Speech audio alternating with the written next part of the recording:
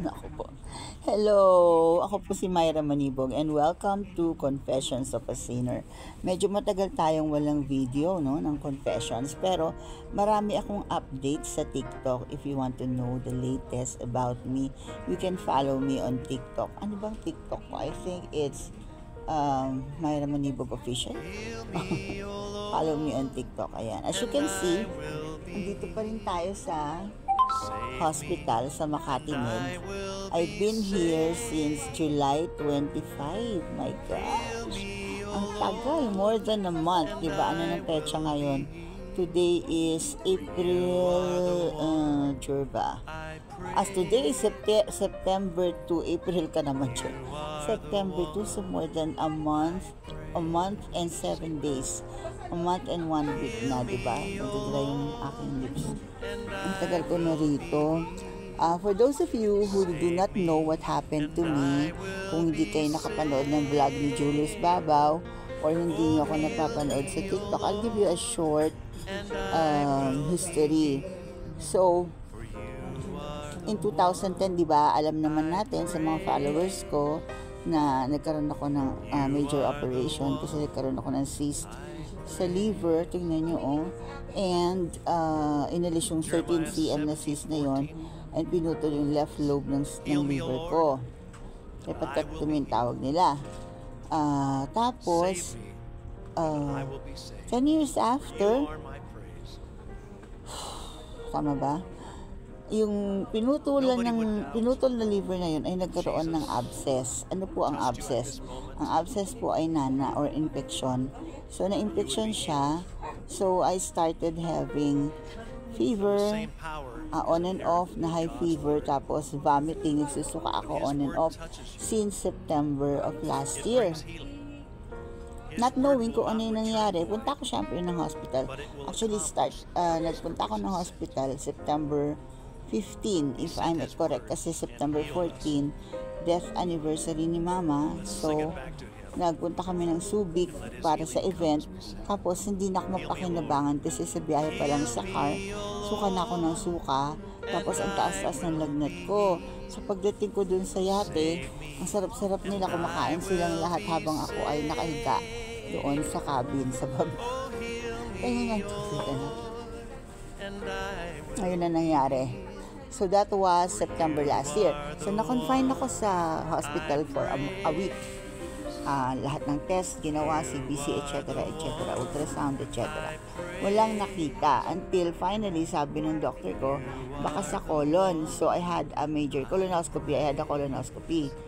And wala naman, clear ang colon ko. So, I was released kasi wala naman silang makita. Excuse me?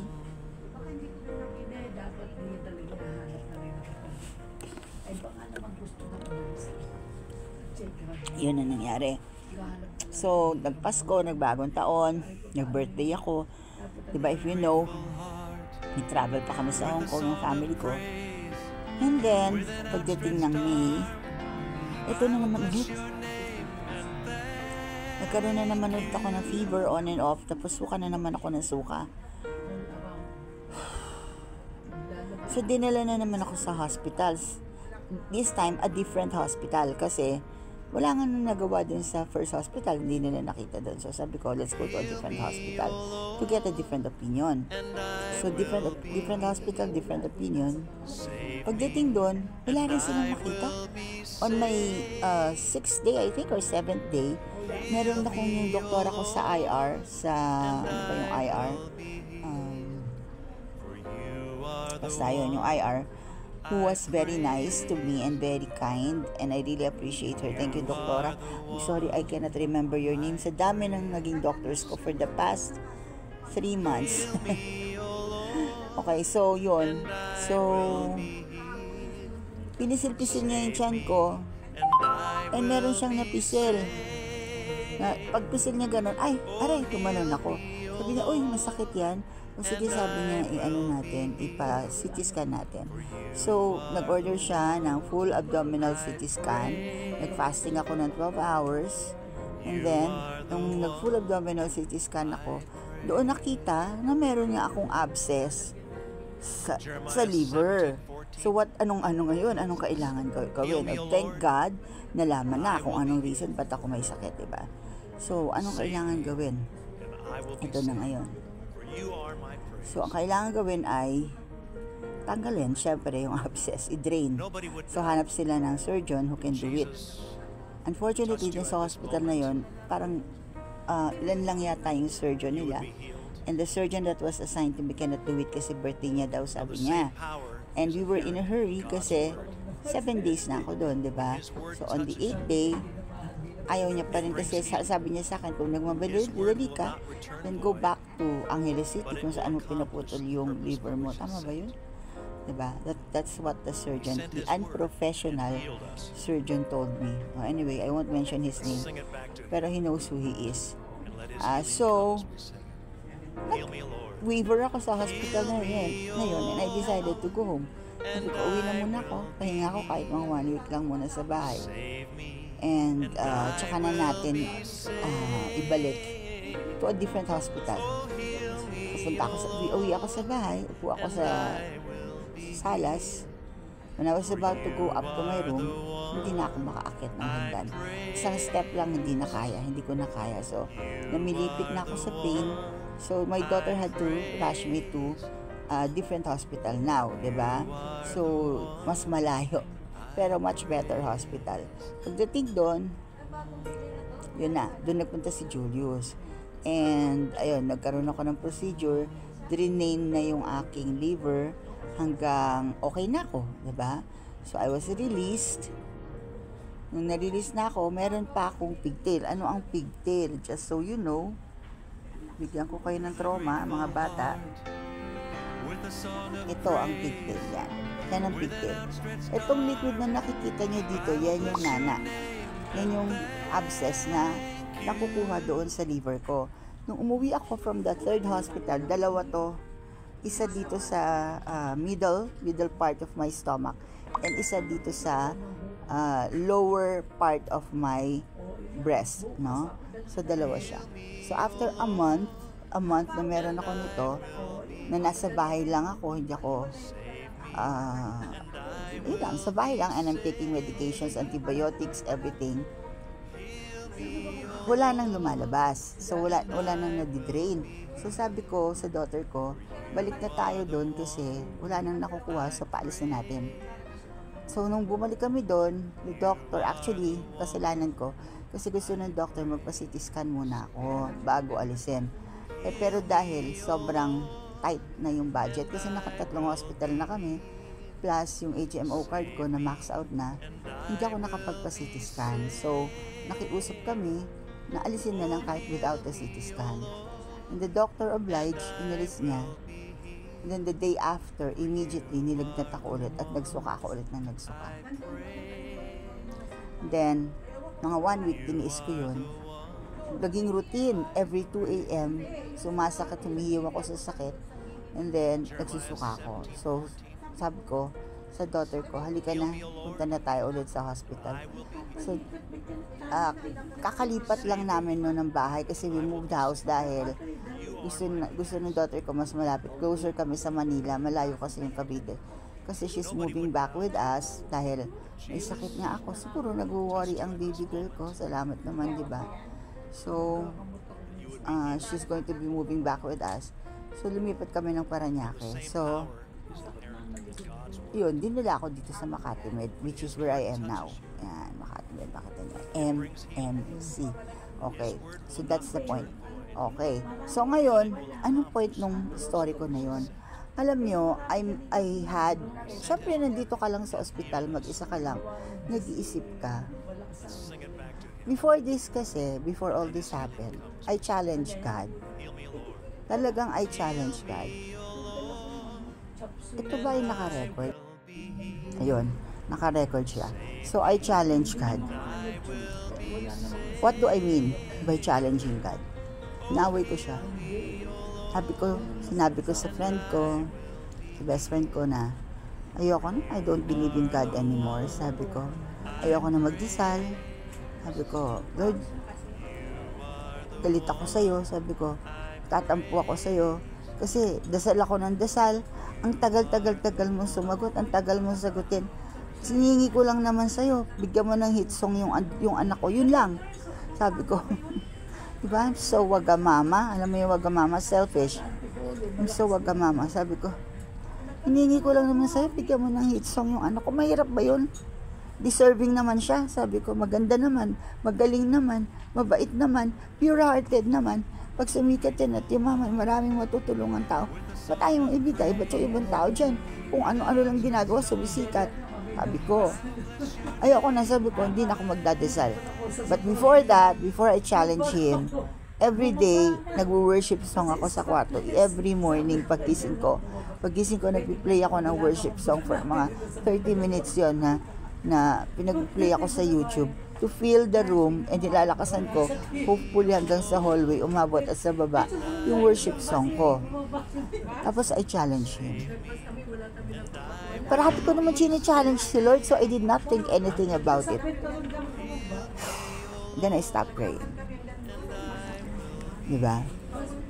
Ay sabi ni Lord sa 1 Samuel, the first book of Samuel, chapter 12, verse 15, "But if you will not obey the voice of the Lord, but rebel against the commandment of the Lord, then shall the hand of the Lord be against you, as it was against your father." Diba? Sabi niya din sa Isaiah chapter 1 verse 20, "But if you refuse and rebel, you shall be devoured with the sword, for the mouth of the Lord has spoken it." Oh.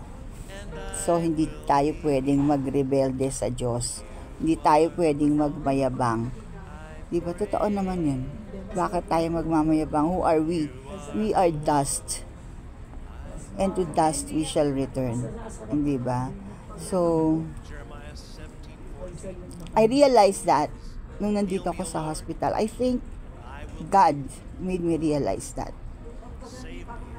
When I realized that, I asked for forgiveness. Sabi ko, Lord, bati na tayo. Sabi ko, sorry na, bati na tayo. Huwag ka na magalit sa akin. Kasi natakot ako. Kasi nag-critical ako. Why? Hindi ako makahinga. Akala ko talaga katapusan ko na. Alam mo ba yung feeling na you're faced with death? Ano pala yun? Nakakatakot pala yun. Yung akala mo talaga, ito na, this is it, pansit. Tapos na buhay ko. Akala ko talaga yun na yun. Natakot ako talaga. So, ayun. Sabi ni Lord, sabi niya sa second book of Chronicles, chapter 7 verse 14, "If my people who are called by my name," ako, I am one of the chosen ones. Alam ko yun, di ba sinasabi ko sa inyo lagi, malakas ako kay Lord, totoo yan. Yabang ko. "If my people who are called by my name will humble themselves and pray and seek my face and turn from their wicked ways, then I will hear from heaven, and I will forgive their sin and will heal their land." Ayun. So, nung nakapagbati ako kay Lord, everything fell into its proper place. And alam niyo ba, baka sa Wednesday makalabas na ako dito. Yay! Kasi hindi lang liver abscess ang naging sakit ko. Kaya maigit 1 buwan ako dito. After nilang i-drain yung liver ko, nakakuha pa sila ng tubig sa baga ko.